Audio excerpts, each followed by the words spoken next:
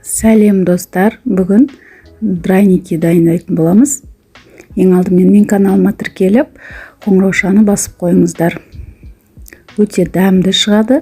Менімен бірге дайындап көріңіздер. Өте оңай жасалу жолы. Таңғы асқа немесе балаларға түскі асқа дайындап берсеңіздер болады. Бірінші картопты, пиязды осылай жуып тазалап, терканың үлкен бөлігімен өткізіп аламыз картоптарымызды. Қоспасының барлығын описание бөліміне қалдырып кетемін. Описание бөлімінде менде неше түрлі дәмді тағамдардың, жылдам дайындалатын тағамдардың сілтемелері бар. Кіріп көріп, менімен бірге дайындап көріңіздер. Енді пиязды да теркадан өткізіп аламыз. Маған бір пияз аздық болды. Картопым көп болғандықтан тағы да бір пиязды жуып тазалап, осылай теркадан өткіздім. Барлығын теркадан өткізіп болғаннан соң жақсылап суын шығарып, сығып басқа ыдысқа салып аламыз. Міне осындай суы шықты картоп пен пияздың. Енді осы картоптың үстіне жұмыртқа, тұз қалауыңызша және бұрыш септім.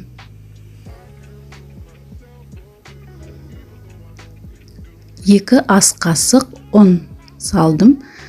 Жақсылап араластырдым. Барлығын жақсылап араластыру міндетті. Араластырып болғаннан соң тағы бір жұмыртқа салуды жөн көрдім. Жұмыртқаны салып болып, жақсылап араластырып аламыз. Видео рецепт ұнап жатқан болса, каналға тіркеліп, поделицаны басып, WhatsApp желісіне таратып қойларыңызды сұраймын. Енді табамызға майды сеуіп,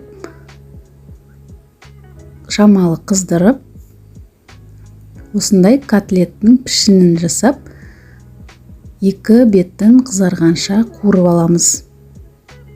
Баяу отта қуырамыз, болмаса күйіп, картоптарымыз піспей қалады. Және міндетті түрде қақпағын жауып пісірген дұрыс. Міне бізде бір беті пісті, екінші бетіне аударып, тағы да қақпағын жауып қуырып аламыз.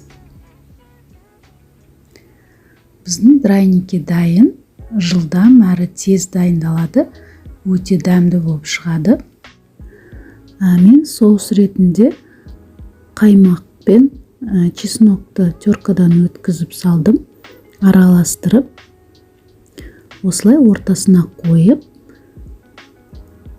жағып жегенге өте дәмді болып шығады.